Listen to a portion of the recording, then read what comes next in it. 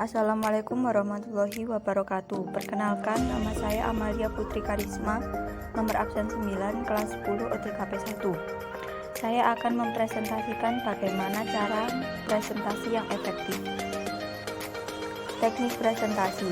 Presentasi merupakan salah satu bagian dari aktivitas berkomunikasi yang bertujuan memperkenalkan sesuatu kepada orang lain.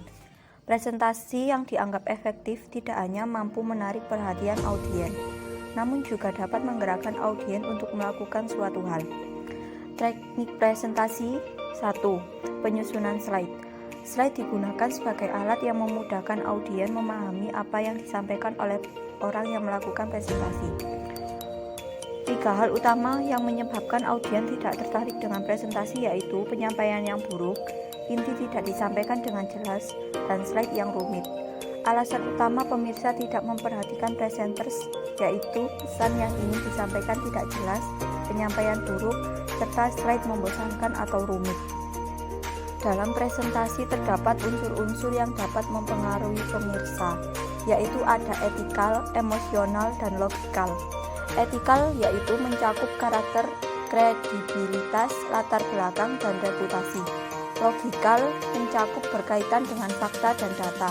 Sedangkan emosional mencakup pemberian sentuhan emosi pada pemirsa sehingga tertarik dengan apa yang disampaikan. Apa yang harus diperhatikan saat presentasi? Yang pertama, pesan, fokus pada satu ide. Yang kedua, mengapa itu penting? Presentasi yang tidak dianggap penting tidak diperhatikan oleh pemirsa. Lalu bagaimana hal tersebut memecahkan masalah?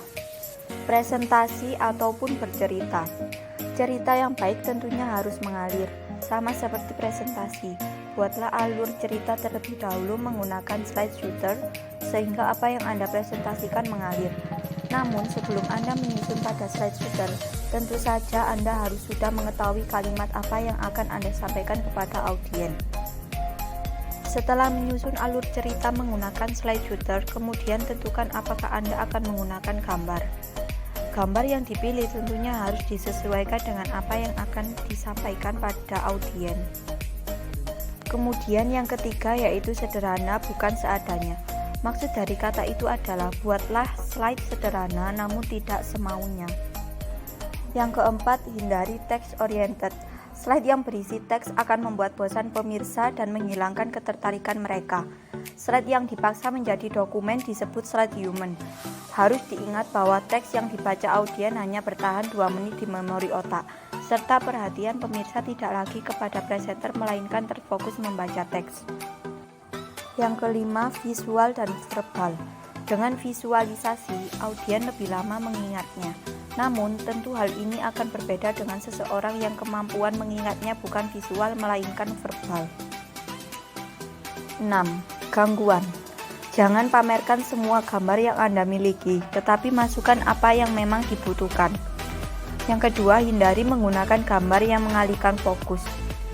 Yang ketujuh yaitu unsur emosi. Emosi ada yang menggunakan gambar, tetapi penggunaan kalimat yang tepat juga dapat memengaruhi emosi audiens. Sekian tata cara melakukan presentasi yang efektif. Terima kasih. Wassalamualaikum warahmatullahi wabarakatuh.